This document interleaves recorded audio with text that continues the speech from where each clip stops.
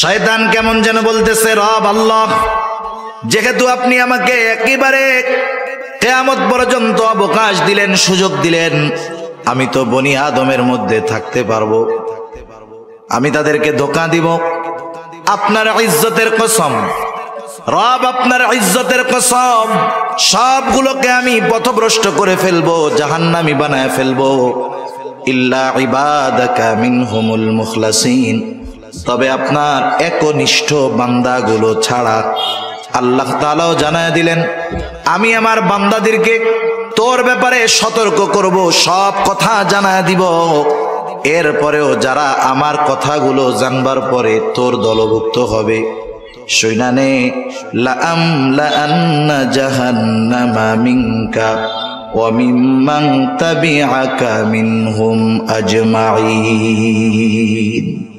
আমি তো আমার বান্দাদের সতর্ক করে দিব তোর ব্যাপারে, এরপরেও যারা তোর দলভুক্ত হবে, শুনানে তুই আর তোর অনুসারীদেরকে দিয়া আমি আমার জাহান্নামকে পরিপূর্ণ করব। সেজন্য আল্লাহ তাআলা শয়তানের সাথে আমাদের সম্পর্কের কথা বারবার স্মরণ করায় দেন। শুধু তাই না, কথার কথা মনে করেন আপনি একজন নেতার পেছনে দৌড়াবেন। এখন নেতা আপনাদের সামনে নিয়ে বক্তব্য দিল, শোনো, তোমরা আমাকে নেতা মানছো ভালো কথা, কিন্তু তোমরা যদি কোনো বিপদে পড়ো আমি কিন্তু তোমাদের সাথে নাই। বলেন তো, এই রকম বক্তব্য যদি কোনো নেতা দেয়, এই বক্তব্যের পরে তার সামনে মাইকের স্পিকার আর ডান পাশে মাইকওয়ালা ছাড়া আর কেউ থাকবে নাকি? বলবে যে তোমার জন্য আমরা ময়দানে নামবো, বিপদে পড়লে তুমি সাথে নাই, তাইলে তোমার মতো নেতা আমাদের দরকার নাই। দুনিয়াতে যারা শয়তানকে নেতা মানবে, শয়তানের নেতৃত্ব মেনে নিবে, কিয়ামতের দিন কঠিন মুসিবতের সময়, সবচাইতে বড় মুসিবতের সময় কিন্তু তাদের নেতা তাদের সাথে থাকবে না। শয়তান সেই দিন তার অনুসারীদের সাথে কেমন আচরণ করবে, দয়াময় মালিক আল্লাহ রব্বুল আলামিন সেই দিন শয়তান তার অনুসারীদের সামনে কি কথা বলবে, কি বক্তব্য দিবে, সেই বক্তব্যটাও আল্লাহ তাআলা আমাদের জানায় দিয়েছে। আল্লাহ তাআলা কোরআনুল কারীমের মধ্যে বলেন, وقال الشيطان لما قضي الأمر إن الله وعدكم وعد الحق ووعدتكم فأخلفتكم وما كان لي عليكم من سلطان إلا أن دعوتكم فاستجبتم لي فلا تلوموني ولوموا أنفسكم ما أنا بمصرخكم وما أنتم بمصرخي إني كفرت بما أشركتموني من قبل। আল্লাহ তাআলা আমাদের জানায় দিলেন, কিন্তু বক্তব্যটা হলো শয়তানের, যেটা কিয়ামতের ময়দানে দিবে। আল্লাহ তাআলা আমাদেরকে জানায় দিয়েছেন কত আগে কি করবে সেই দিন শয়তান। আল্লাহ তাআলা বলেন, ওয়াকালা আশ-শাইতানু লাম্মা কুদিয়াল আমর, সব কিছুর যখন চূড়ান্ত ফয়সালা হয়ে যাবে, এইবার শয়তানের দলের অনুসারী যারা, তারা শয়তানকে খুঁজতে থাকবে যে আমাদের তো নিশ্চিত হয়ে গেল জাহান্নাম, কে আমাদের জন্য একটু সুপারিশ করবে। মৃত্যুদণ্ড যখন কারো কার্যকর হয়ে যায়, আপিল করে, জজ কোর্টে হইলে হাইকোর্টে, সুপ্রিম কোর্টে গিয়া করে, সুপ্রিম কোর্টে যদি রায় হয় রাষ্ট্রপতির কাছে গিয়া করে। ওরা চিন্তা করবে আমাদের জন্য তো জাহান্নাম অবধারিত, কিন্তু কে আছে আমাদের জন্য আজকে সুপারিশ করবে, আমাদেরকে এই বিপদ থেকে উদ্ধার করবে। দুনিয়ায় যেহেতু তারা শয়তানের সাথে ছিল, এইবার তারা শয়তানকে খুঁজতে থাকবে। তাফসীরের মধ্যে আসছে, দূরে তাকায় দেখবে ওই যে শয়তানকে দেখা যায়, এইবার সকলে মিলে শয়তানের দিকে দৌড় শুরু করবে। শয়তানও দৌড়াইতে থাকবে, দৌড়াইতে থাকবে। কিছু দূর যাবার পর শয়তান তাদের দিকে ঘুরে ফিরে দাঁড়ায় যাবে, দৌড়ানো মানুষগুলো দাঁড়ায় যাবে। চিন্তা করবে এইবার বুঝি শয়তান আমাদেরকে কোনো আশার বাণী শোনাবে, যাতে করে আমরা এই বিপদ থেকে বাঁচতে পারবো। ওই দিন দাঁড়ায়া শয়তান গোটা দুনিয়ার শুরু থেকে নিয়ে শেষ পর্যন্ত তার যত অনুসারী ছিল তাদের সামনে যেই বক্তব্যটা দিবে আল্লাহ তাআলা সেই বক্তব্যটাই বলতেছেন। শয়তান প্রথমেই বলবে ইন্নাল্লাহা ওয়া'আদাকুম ওয়া'দাল হক। শয়তান প্রথমেই বলবে ইন্নাল্লাহা ওয়া'আদাকুম ওয়া'দাল হক, নিশ্চয়ই আল্লাহ তাআলা তোমাদের সাথে যা ওয়াদা করেছেন সব ওয়াদা সত্য। এখন প্রশ্ন হলো আল্লাহ তাআলা কি ওয়াদা করছেন আমাদের সাথে? আল্লাহ তাআলার যত প্রতিশ্রুতি আছে, যত ওয়াদা আছে, সব ওয়াদা যদি বিশ্লেষণ করা হয় সারমর্ম হয় দুইটা। কয়টা? জোরে বলেন না কয়টা? এত খুশা কথা কইলাম, এরপরেও আপনাকে দুইবার কওয়া লাগেছে। জোরে বলেন, জোরে বলেন, বলা রাখবে কেন? জিজ্ঞাসা করছি যেটা, নতুন কিছু জিজ্ঞাসা করছি? আগেই বলছি যে আল্লাহ তাআলা যত ওয়াদা দিয়েছেন সব ওয়াদার সারমর্ম দুইটা। এরপরে জিজ্ঞাসা করছি কয়টা? আগে হলো উত্তর বইলা দিছি, এরপরে জিজ্ঞাসা করছি। এরপরেও আপনারা মুখে কুলুপাইটা বসে থাকেন, নাকি কথা বলবেন না নিয়ত করছেন? একটু বললে হয় কি ছোটবেলায়। এখন তো পোলাপান ঘুমাইতে বলবেন, বলবে যে আমার একটু মোবাইল দাও, গেমস খেলি, নাইলে ঘুম নাই। এটা বলে না এখনকার বাচ্চারা? একটু মোবাইল দাও, একটু কার্টুন দেখাও, নাইলে ঘুমাবো না। আমাদেরও মনে আছে যতটুক ছোটবেলায় আমাদের যখন ঘুমাইতে বলতো আমরা বলতাম যে গল্প শোনাও। গল্প কে শোনাবে? দাদা, দাদি, মা, যে কোনো একজন তো শোনাবে। এইবার দাদির কাছে শুইছি, গল্প শুরু করছে। এক দেশে এক রাজা ছিল। আমরা কি কইতাম? রাজার একটা ঘোড়া ছিল, ঘোড়ার দুইটা পাখনা ছিল। এইবার আর হু হা কিচ্ছু হয় না। বলেন তো দাদির গল্প আছে না শেষ? দাদির গল্প চলতো না শেষ? দাদির গল্প চলতো ততক্ষণ, হুহা থাকতো যতক্ষণ। আমি আপনাদের সামনে বলতেছি, আপনারা কি সজাগ আছেন না ঘুমায় আছেন? এই জন্যই জিজ্ঞাসা করি, যে এই প্রশ্নগুলা করি। নতুন কিছু তো আর করি না, আগে উত্তর বলি এরপরে জিজ্ঞাসা করি। অথচ এই জিজ্ঞাসার কোনো দরকার নাই। বললাম যে সারমর্ম দুইটা, শেষ। কিন্তু এরপরে আবার জিজ্ঞাসা করি সারমর্ম কয়টা? আপনাদের জিজ্ঞাসা করার কারণ হলো এই গুরুত্বপূর্ণ কথাটা আপনারা মন দিয়ে শুনছেন কিনা। কিন্তু আমার মনে হচ্ছে যে না, আপনারা শুধু শুনতেছেন কিন্তু বলতে রাজি নেই। একটু কথা বলা যাবে না ইনশাআল্লাহ? আল্লাহ তৌফিক দান করুন। আল্লাহ তাআলা যত ওয়াদা করেছেন সব ওয়াদার সারমর্ম হলো দুইটা। এক নাম্বার হলো ইন্নাল্লাযীনা আমানু ওয়া আমিলুস সলিহাতি লাহুম জান্নাতুন তাজরি মিন তাহতিহাল আনহার। এক নাম্বারটা হইল ঈমান আনো, নেক আমল করো, তোমাদের জন্য রয়েছে এমন জান্নাত যেই জান্নাতের পাদদেশ দিয়ে আছে প্রবাহিত নহর। আল্লাহ তাআলার যত ওয়াদা তার দ্বিতীয়টা হলো ওয়াল্লাযীনা কাফারু ওয়া কাযযাবু বিআয়াতিনা উলাইকা আসহাবুল জাহিম। আল্লাহ তাআলার যত ওয়াদা আছে সব ওয়াদার দ্বিতীয়টা সারমর্ম হলো যারা আল্লাহ তাআলার আয়াত সমূহকে মিথ্যা প্রতিপন্ন করে, আল্লাহ তাআলার নিদর্শন সমূহকে মিথ্যা প্রতিপন্ন করে, আল্লাহর সাথে কুফরি করে, ঈমান আনে না, নেক আমল করে না, তারা হলো আসহাবুল জাহিম। তাদের ঠিকানা হলো জাহান্নাম। এটা হলো আল্লাহ তাআলার সকল ওয়াদার একেবারে সারাংশ, মূল কথা। এই কথাই শয়তান মনে করায় দিবে আল্লাহ তাআলা ওয়াদা দিয়েছিল ঈমান আনো, নেক আমল করো, জান্নাত। ঈমান আনো নাই, নেক আমল করো নাই, জাহান্নাম। এই ওয়াদাটা আল্লাহ তাআলা দিয়েছিলেন, নিশ্চয়ই আল্লাহ তাআলার এই ওয়াদা সত্য, কোনো সন্দেহ নাই। শয়তান ওই দিন বলবে, শয়তান বলার আগে আল্লাহ তাআলা আমাদের জানায় দিচ্ছে। এইবার শয়তান নিজের প্রতিশ্রুতির ব্যাপারে বলবে। শয়তানও কিন্তু মানুষের দুনিয়ায় প্রতিশ্রুতি দেয়। শয়তান অনেক সময় আমাদের অন্তরের মধ্যে বিভিন্ন কথা ডাইলা দেয়। এইরকম তো আর মানুষের মতো ওয়াজ মাহফিল কইরা শয়তান তার কথাগুলো কইতে পারে না।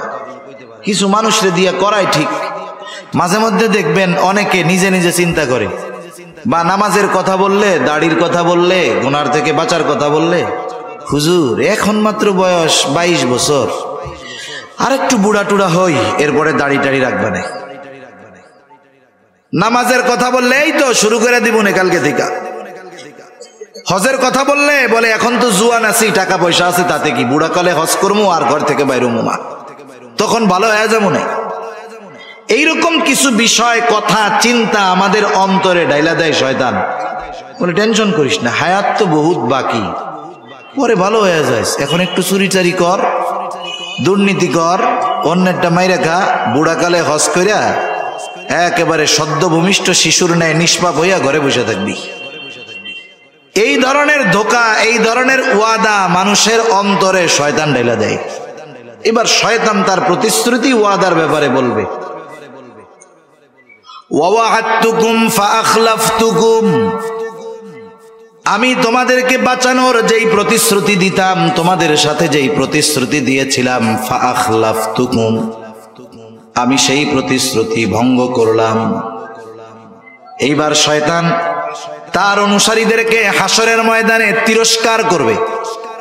তিরস্কার করে বলবে, শয়তান বলবে, ইন্নাল্লাহা ওয়া'আদাকুম ওয়া'দাল হক ওয়া ওয়া'আদতুকুম ফাআখলাফতুকুম ওয়া মা কানা লিয়া আলাইকুম মিন সুলতান। শুনা নাও, আমি তোমাদের সাথে যেই প্রতিশ্রুতি দিয়েছিলাম সেটা ভঙ্গ করলাম, আর এটাও শুনা নাও, ওয়া মা কানা লিয়া আলাইকুম মিন সুলতান, তোমাদের উপরে আমার কোনো আধিপত্য ছিল না, ক্ষমতা ছিল না, পাওয়ার ছিল না। তোমাদের উপরে আমার কোনো অধিকার নাই, কোনো ক্ষমতা নাই। কেন নাই? শয়তান কি আমাকে বানাইছে? আমাদের বানাইছে কে? আরো জোরে কে? আল্লাহ হলে আমাদের, আল্লাহ হলেন আমাদের খালিক, আল্লাহ আমাদের রব, আল্লাহ আমাদের রাজ্জাক, আল্লাহ আমাদের মালিক। যিনি বানিয়েছেন, সমস্ত অধিকার ক্ষমতা আমাদের উপরে তার, ঠিক কিনা বলেন? যিনি রিজিক দেন, ক্ষমতা হলো তার। এই জন্য মাঝে মধ্যে দেখবেন অপরিচিত বা দূরের কোনো মানুষ যদি কোনো বিষয়ের আদেশ করে, অধিকার খাটাইতে চায়, তখন ছেলেটা জবাব দেয়, তুমি আমাকে এই কাজ করতে বলতেছো, তুমি কি আমার আব্বু লাগো নাকি? কেন বলে? তার মানে তুমি যেই কথাটা বলছো, যেই অধিকার আমার উপরে প্রয়োগ করতেছো, এটা প্রয়োগ করার ক্ষমতা আমার বাপ রাখে, তুমি না। শয়তানও সেই দিন মনে করায় দিবে, যেহেতু আমি তোমাদের খালিক না, মালিক না, রাজ্জাক না, রব না, সুতরাং আমার তোমাদের উপরে কোনো অধিকার ছিল না, কিন্তু একটা জিনিস আমি করতাম, ইল্লা আন দাউতুকুম ফাস্তাজাবতুম লি, আমি শুধু তোমাদেরকে আমার দিকে ডাকতাম, আর তোমরা সব কিছু বাদ দিয়ে আমার ডাকে সাড়া দিয়ে আমার দিকে ছুটে আসতা। কিছুই দেই নাই তোমাদের, কিন্তু আমি ডাক দিলে তোমাকে আর সহ্য হইতো না। যেমন মনে করেন একটা ছোট বাচ্চা, তার বয়স 13-14 বছর, 14-15 বছরের ছেলে বিকাল বেলায় মাঠে কি করে? ফুটবল খেলে, ক্রিকেট খেলে, তাই না? একদিন ওর বাবা বলতেছে যে শোনো, আজকে আসরের পরে আমার সাথে তুমি বাসায় এই কাজটা করবা। ছেলেটা এবার আব্বার সাথে বাসায় কাজ শুরু করছে। বলেন তো, ছেলেকে দিয়ে কাজ করানোর অধিকার বাবার আছে না নাই? এইবার ছেলেটা বাবার সাথে কাজ করতেছে। রাস্তার পাশেই বাড়ি, বন্ধুরা ব্যাট বল নিয়ে মাঠে খেলতে যাইতেছে। যাওয়ার সময় নিচের থেকে, বাড়ির পাশে রাস্তা থেকে ডাক দিছে, রাস্তার সাথে বাড়ি, আব্দুর রহিম, আমরা ব্যাট বল নিয়ে মাঠে গেলাম। এবার আমার একটু বলেন তো, ওই যে ছেলেটা বাবার সাথে কাজ করতেছে, যেই বন্ধুরা তাকে ডাক দিল, বন্ধুরা তাকে 2-4 দিনের ওষুধ কিনে দিছে? কোনদিন পোশাক কিনে দিছে? দিছে কে? বাপ। কাজ করতেছে কার সাথে? বাবার কাছে সাথে। বলেন তো, বন্ধুর ওই ডাক যখন আব্দুর রহিমের কানে আসবে, আব্বার কাছে মন বসবে? ও কি চিন্তা করবে বন্ধুরা ডাকতেছে, ডাকুক, আমার আব্বা আমার এত কিছু দেয়, আজকে আমি আর খেলতে যাব না? এইবার বন্ধুর আওয়াজ ডাক কানে আসার সাথে সাথে ওই জায়গায় মন বসবে না, আব্বারে বলবে আব্বা আমার আর ভালো লাগতেছে না, আমি আর পারবো না, আমি একটু মাঠে যাবো, যেমনে হোক ওই জায়গার থেকে সুইটা বন্ধুদের সাথে খেলতে যাবে। ঠিক কিনা বলেন? শয়তান এইরকমই মনে করায় দিবে, শোনক আমি কিছুই দেই নাই, কিছুই করি নাই, কোনো অধিকার তোমাদের উপরে নাই, শুধু ডাক দিতাম যে আমার দিকে আসো, তোমরা সব কিছু সাইডা আমার দিকে চলে আসতা। অথচ আমাদের দেশে গোটা দুনিয়ার মধ্যে মসজিদ গুলাতে দৈনিক 5 বার আজান হয় কি হয় না? এই আজান দেয় মুয়াজ্জিন। আমরা যদি মনে করি মুয়াজ্জিনকে বেতন দিয়ে রেখেছি, মুয়াজ্জিনের কাজ হইল আজান দেওয়া, এটা যদি মনে করি এটা আমাদের বড় ভুল হবে। মুয়াজ্জিন সে হলো আল্লাহ তাআলার মুখপত্র, প্রেস সচিব, আল্লাহ তাআলার মুখপত্র, প্রেস সচিব। এই জন্য কোন ব্যক্তি যদি ইখলাসের সাথে মুয়াজ্জিনি করে, কিয়ামতের দিন হাদিসের মধ্যে আসছে আল্লাহ তাআলা তার ঘাড়টাকে লম্বা বানায় দিবে। কিয়ামতের মানুষ বুঝতে পারবে এই ব্যক্তি দুনিয়ার মধ্যে মুয়াজ্জিন ছিল। এখন এই মুয়াজ্জিন আমাদেরকে কার দিকে ডাকে বলেন তো? আল্লাহর দিকে ডাকে। আল্লাহ তাআলা সেই কথা স্মরণ করায় দেন। আল্লাহ তাআলা বলেন, ওমান আহসানু কওলাম মিম্মান দাআ ইলাল্লাহ, তার চাইতে উত্তম আহ্বানকারী আর কে আছে যে মানুষকে আল্লাহর দিকে ডাকে? মুয়াজ্জিন দৈনিক 5 বার আজান দেওয়ার মাধ্যমে আমাদেরকে আল্লাহর ঘরের দিকে ডাকে। আজান যখন দেয় আমরা বুঝি আমাদেরকে যেতে হবে কার ঘরে? আরো জোরে বলেন না, কার ঘরে? বলেন তো, কারো ঘরে কারো অনুমতি ছাড়া ঢোকা জায়েজ আছে নাকি? ওয়াজ খালি আমরা শুনি, কিন্তু ওয়াজ নিয়ে ফিকির করি না, চিন্তা করি না। ঘর হলো আল্লাহর, ডাকতেছে মুয়াজ্জিন, তার মানে মুয়াজ্জিনকে আল্লাহর ঘরে ডাকার অনুমতি আল্লাহ তাআলা দিবেন। ঠিক কিনা বলেন? তাহলে যদি সহজ কথায় বলি, এই ডাকটা মূলত মুয়াজ্জিনের না, ডাকটা কার? আপনার কাছে আপনার এলাকার সম্মানিত চেয়ারম্যান সাহেব অথবা এমপি সাহেব একজন লোক পাঠায় বলছে যে ভাই এমপি সাহেব আপনাকে ডাকছে, আমাকে ডাকতে বলছে। বলেন তো, ওই লোকটা যত ছোট হোক, সামাজিকভাবে তার যত সম্মান কম হোক না কেন, আমি আপনি যদি ওই লোকের কথাটাকে ফিরায় দেই, তার কথা ফেরানো হবে না, বরং এমপি সাহেবের কথা ফিরায়া দেওয়া হবে। মুয়াজ্জিন সে যে হয় হোক, ডাকতেছে আল্লাহর দিকে, আল্লাহর আদেশে সে ডাকতেছে। এখন চিন্তা করেন, আল্লাহ তাআলার এই আহ্বান, আল্লাহ তাআলার এই দাওয়াত যে বান্দা আমার ঘরে আসো, আমার ঘরে আসো, নামাজ পড়ো, নামাজের মধ্যে কল্যাণ। শয়তান সেই দিন মনে করায় দিবে আমি ডাক দেওয়ার সাথে সাথে সব থইয়া চইলা আসছো, কিন্তু আল্লাহ তাআলা দৈনিক তোমারে 5 বার তার ঘরে দাওয়াত দিছে, যাও নাই। ইল্লা আন দাআউতুকুম ফাস্তাজাবতুম লি, যেই আল্লাহ তোমারে খাওয়াইছে, যেই আল্লাহ তোমাকে বানিয়েছে, যেই আল্লাহ তোমার রব, তার ডাকে সাড়া না দিয়া আমার ডাক শুইনা চইলা আসছো। তোমার মতো নাফরমান আর কেউ নাই। তোমার এই পরিণতি যে হয়েছে, এই জন্য তুমি আমারে বকা দিও না। ফালা তালুমুনি ওয়ালুমু আনফুসাকুম, আমাকে তিরস্কার কইরো না, আমারে ভৎসনা কইরো না। তোমরা নিজেরা নিজেদেরকে তিরস্কার করো, ভৎসনা করো। আর শুনা নাও, আজকের এই দিনে মা আনা বিমুসরিখিকুম ওয়া মা আনতুম বিমুসরিখিয়া, আমি নিজের জন্য কিছু করতে পারবো না, তোমাদের জন্য কিছু করতে পারবো না। সাথে সাথে এটাও জেনে নাও, ইন্নী কাফারতু বিমা আশরাকতুমুনি মিন ক্বাবল। কিয়ামতের দিন শয়তান তার অনুসারীদের সাথে এই বক্তব্য দিয়ে সম্পর্ক ছিন্ন করবে।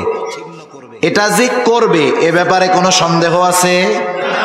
না থাকার কারণ এই বক্তব্যটা আমাদের যিনি জানিয়েছেন তিনি কে?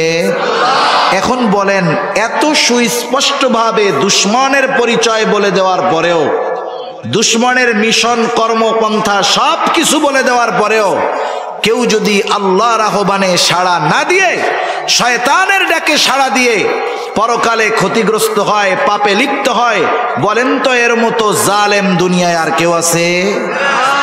এজন্যই আল্লাহ তাআলা এর পরপর বলেন, ইন্নায যালিমিনা লাহুম আযাবুন আলীম, নিশ্চয়ই জালেমদের জন্য কঠিন শাস্তি আল্লাহ তাআলা প্রস্তুত করে রাখছেন। সব কথার মূল কথা, শয়তানের দলের লোক যারা, এরা যে ক্ষতিগ্রস্ত হবে সে কথাই আল্লাহ তাআলা বলেন, উলাইকা হিজবুশ শাইতান আলা ইন্না হিজবাশ শাইতানি হুমুল খাসিরুন। আল্লাহ তাআলা বলেন, শয়তান যাদের ঘাড়ের উপরে চেপে বসেছে, আমি আল্লাহর স্মরণ থেকে যাদেরকে গাফেল বানায় দিয়েছে, ওই মানুষগুলোই হলো শয়তানের দলের লোক। আর যারা শয়তানের দলের লোক তারা হলো ক্ষতিগ্রস্ত। ক্ষতিগ্রস্ত যখন আল্লাহ তাআলা বলেন এর দ্বারা জানমালের ক্ষতি হবে, বিষয়টা এমন নয়, বরং সে ক্ষতিগ্রস্ত হবে কেমনে? এই ক্ষতি হবে অনন্তকালের জাহান্নামের বাসিন্দা হওয়ার মাধ্যমে। সেজন্য আল্লাহ তাআলা আমাদের শয়তানের দল হওয়া থেকে বেঁচে থাকার তৌফিক দান করুন, জোরে বলি আমিন। তাহলে দুনিয়াতে দল কয়টা?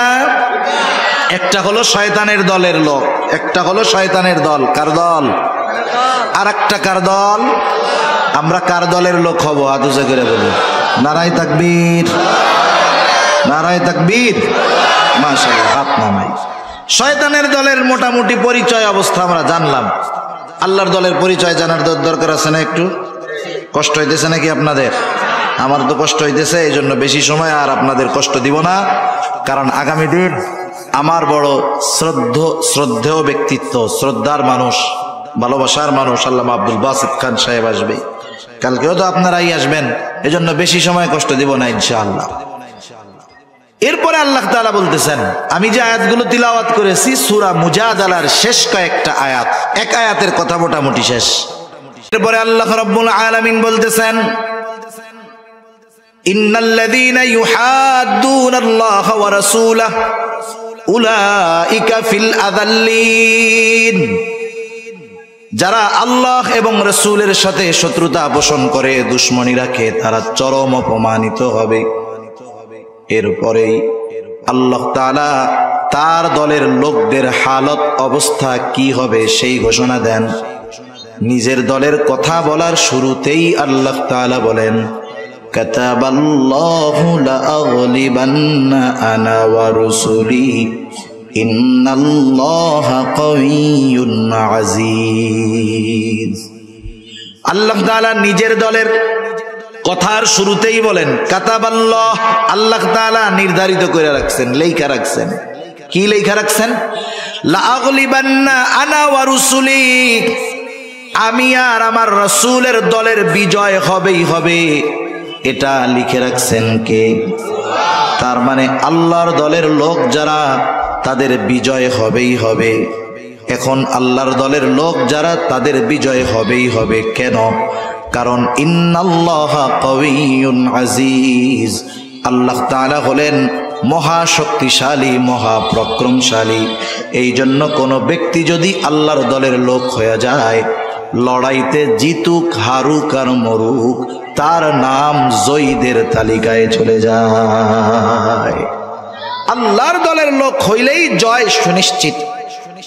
এই যে ফিলিস্তিনের পক্ষে, আকসার পক্ষে, বাইতুল মুকাদ্দাসের পক্ষে যারা ইহুদিদের বিরুদ্ধে যুদ্ধ করতেছে, হয়তো ইসরায়েল সারা দুনিয়াকে কনভিন্স করে গাজাকে পৃথিবীর মানচিত্র থেকে মুছে দিবে। হতে পারে 20 লক্ষ গাজার বাসিন্দাদেরকে একেবারে শেষ করে দিবে। এরা যদি মরেও যায়, বলেন তো এরা পরাজিত হবে নাকি? মরলে পরাজিত হয় না, মরলেই হেরে যায় তা না, বরং মৃত্যুর মাধ্যমে মানুষ তার চূড়ান্ত গন্তব্যে পৌঁছাতে পারে।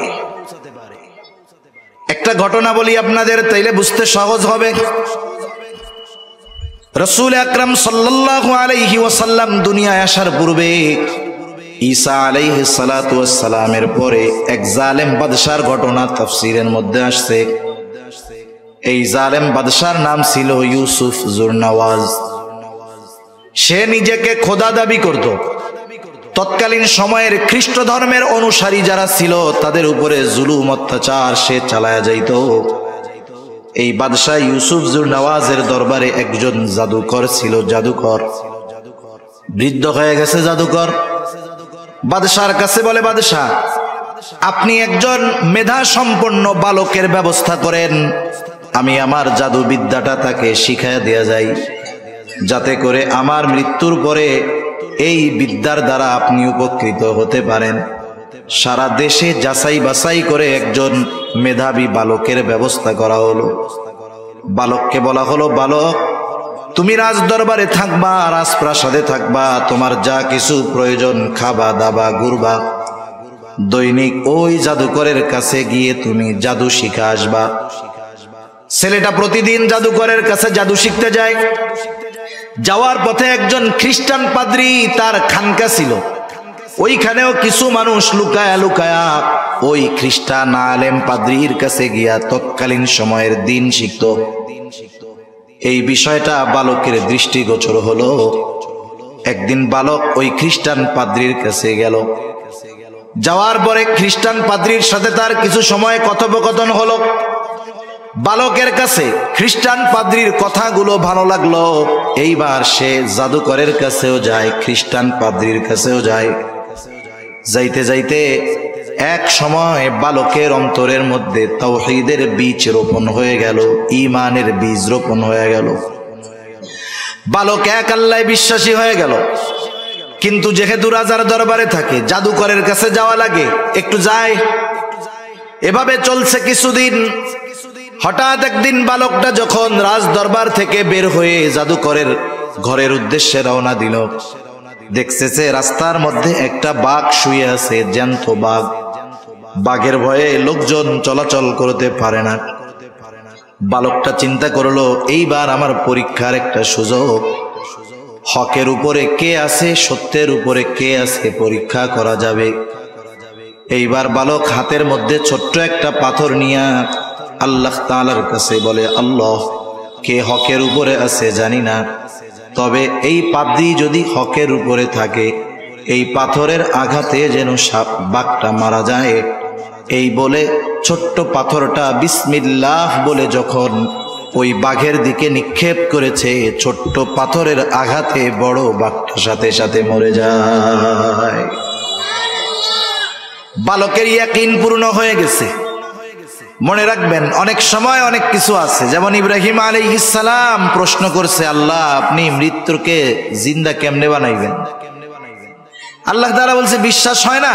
বিশ্বাস তো হয়। তাহলে কেন? লিতাতমাইন্না কলবি, আমি আমার আত্মার প্রশান্তির জন্য একটু দেখতে চাচ্ছি, অবিশ্বাসের কোনো কিছু নাই। বালকের বিশ্বাস পূর্ণ হয়েছে, তবে ইতমিনানের জন্য সেইটা পরীক্ষা করছে। যখন সবকিছু কমপ্লিট, এইবার গেছে পাদ্রীর কাছে।